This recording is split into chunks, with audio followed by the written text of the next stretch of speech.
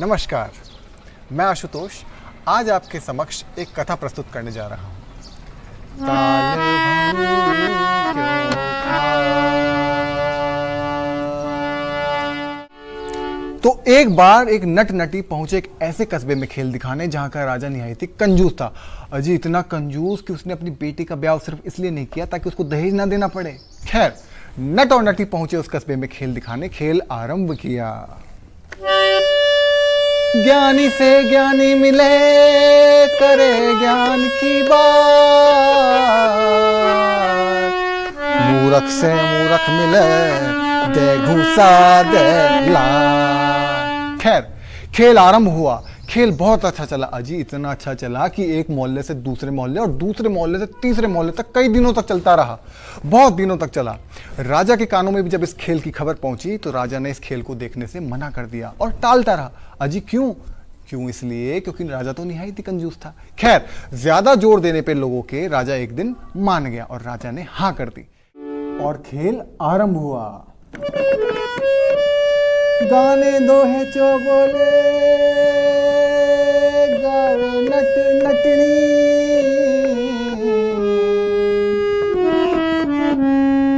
सुनो राजा जी, आज हम खेल दिखाएं असली। खेल दिखाया गया। पूरे जोश के साथ अपनी आत्मा को उड़ेलकर नट और नटनी ने खेल का प्रदर्शन किया। लोगों ने भी बहुत वाहवाही करी, परंतु राजा अपने निहायती कंजूस स्वभाव के कारण चुप बैठा रहा। पूछिए क्यों? क्योंकि उसे पता था कि अगर वो कुछ बोलेगा तो उसे कुछ ना कुछ उपहार में नट नटनी को देना पड़ेगा और वो कुछ देना नहीं चाहता था। जी हाँ, अंत में नटनी ने थक हार कर एक दोहा नट को बोला।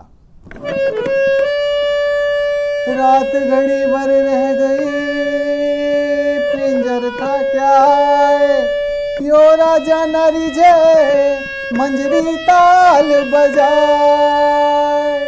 अर्थात रात बहुत हो चुकी है और हम बहुत थक चुके हैं। मैं भी बहुत थक चुकी हूँ, आप भी बहुत थक चुके हैं, परंतु ये राजा बिल्कुल नहीं रीझने वाला। तो क्यों आप अपने को और मुझे थका रहे हैं? थोड़ी सी ताल धीरे करिए, ताल धीमी करिए, खेल कूद थोड़ा धीरे दिखाइए। तब नट ने इसी भाषा का उपयोग किया, उसी दोहे का उपयोग किया, क्योंकि वो किसी और को नहीं बताना चाहता था। और उसने कहा,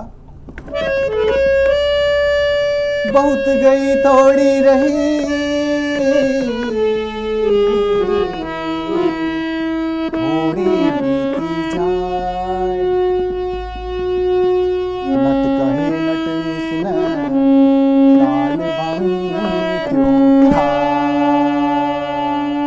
मतलब जीवन का अधिकांश भाग तो बीत चुका है, अब थोड़ा सा बाकी है। अब इस थोड़े से के लिए हम क्यों अपनी ताल भंग करें?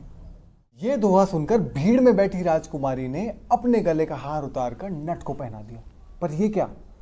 इस राजकुमारी को देख के भीड़ में ही बैठा एक साधु आया और उसने भी अपना एकमात्र कंबल उड़ा दिया नट को। और इन दोनों को देखकर पीछे बैठा एक राजकुमार, जी हाँ, राजकुमार भी आया और उसने अपना एकमात्र दुशाला उड़ा दी नट को।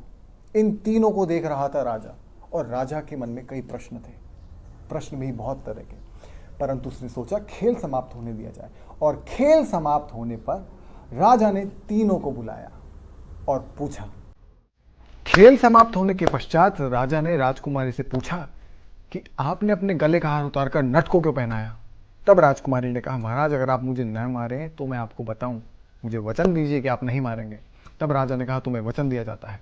राजकुमारी ने कहा, महाराज आपके मूंजी स्वभाव के कारण मेरा ब्याह नहीं हो पा रहा था, अतः मेरा प्रेम संबंध बन गया दीवान के पुत्र से, और उसी योजना के अनुरूप कल मैं सारे जेवरात लेके यहाँ से भागने वाली थी।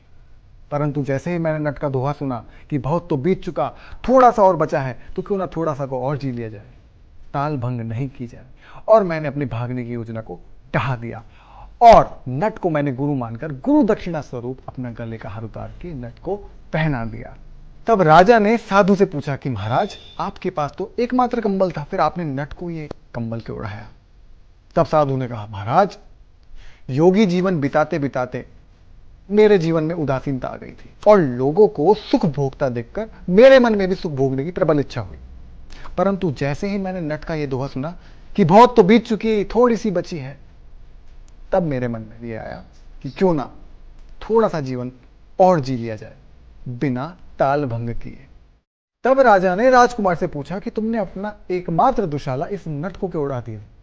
राजकुमार ने कहा, महाराज, आपके इस मूंगी स्वभाव के कारण ना तो मैं कहीं घूम फिर पाता था और ना ही किसी को दान दे पाता था। अतः कल रात को मैंने आपको मारने की योजना बनाई ताकि मैं आपकी राजगद्दी पर बैठ सकूं। परंतु जैसे ही मैंने इस नट का दोहा सुना, मेरे जीवन में परिवर्तन आया। मुझे लगा कि जीवन का अधिकांश भाग तो बीत चुका है, अब थोड़ा सा ही बचा है, तो थोड़े से ही जीवन के लिए ताल भंग क्यों की जाए। राजा ने भी ये बात सुनी और राजा के मन में भी आत्मग्लानि का भाव आया।